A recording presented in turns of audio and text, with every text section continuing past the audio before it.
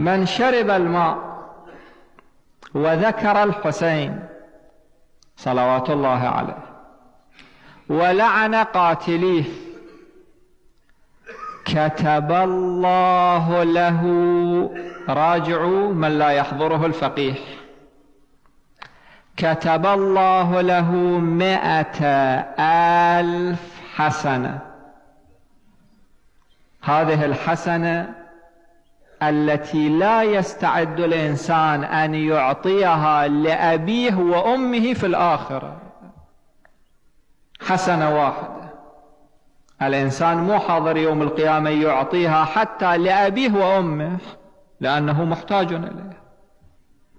الله يكتب له بهذه الكلمات 100,000 حسنة